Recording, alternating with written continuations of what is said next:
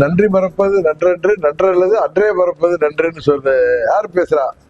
சாத்தான் வேதம் ஓதுகிற மாதிரி இருக்கு. சொல்லுவாங்களே நம்ம ஊர்ல எல்லாம் சாத்தான் வேதம் ஓதுகிறதுன்னு. அது மாதிரி ஐயன் திருவள்ளுவர் எல்லாம் எடுத்து பேசுறாரு. அதாவது மற்ற கட்சியை சேர்ந்தவர்களோ தமிழ்நாட்டு மக்களும் முட்டாள்கள் நினைக்கிறாங்க. அவங்களுக்கு எல்லாம் எதையும் மறந்துடுவாங்கன்னு நினைக்கிறாங்க. நன்றியை பத்தி யார் பேசுறது? துரோகத்தை தவிர வேற எதையுமே தெரியாத பழனிசாமி பேசுகிறார். அவர் பேசுறதுல முதல்ல அவர் என்ன பேசுறாரு? அம்மாவுடைய ஆட்சியை கலைக்க முற்பட்ட போது பாஜக வந்து காப்பாத்துச்சு சொல்றாரு. அதே தவறு. உங்க எல்லாருக்கும் தெரியும், அம்மா அவர்கள் மறைவுக்கு பிறகு சின்னம்மா பன்னீர்செல்வம் முதலமைச்சராக இருந்தார். அவரை மாற்றிவிட்டு சின்னம்மா அவர்களை முதலமைச்சராக எல்லா சட்டமன்ற உறுப்பினரும் சேர்ந்து கவர்னர்கிட்ட போய் லெட்டர் கொடுத்தோம்.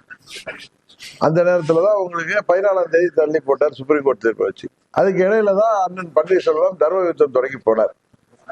அப்பொழுது திமுக கொண்டு வந்த நம்பிக்கையில்லா தீர்மானத்தை இவரை காப்பாத்தினது பாஜக இல்ல, சட்டமன்ற உறுப்பினர்கள் 122 பேர்.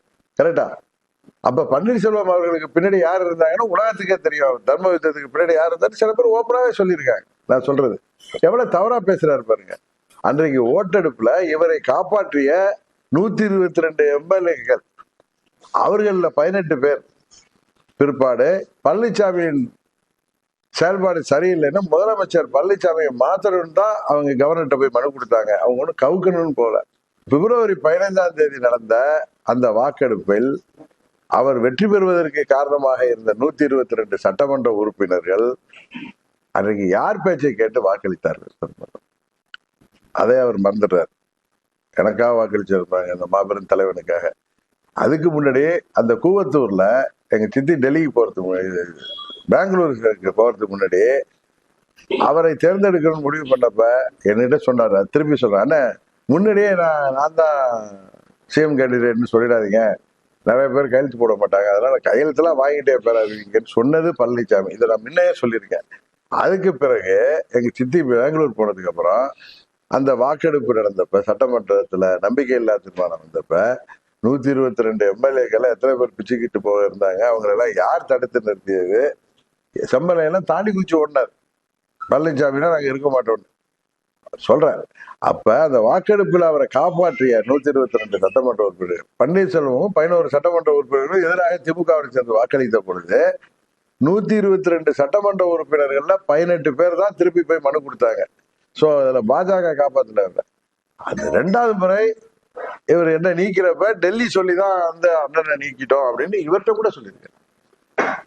இவர் போய் கேட்டிருக்காரு, எதற்கு நீங்க 122 எம்எல்ஏல ஒருத்தர் இவர் போய் எதுக்கு நீங்க துணை பொதுச்செயலாளர் எதுக்கு நீங்க எல்லாம் சேர்ந்து கட்சி விட்டு நீக்கிறீங்கன்னு கேட்டது. இல்ல டெல்லி ஆட்சி போயிடும் இவர்கிட்ட சொல்லியிருக்காரு. டெல்லி அவர் இருந்தாருன்னா ஆட்சியராக நிற்காதுன்னு சொல்றதுனால அவரை வேற வழி இல்லாம நிக்கிறோம் அப்படின்னு சொல்லியிருக்காரு.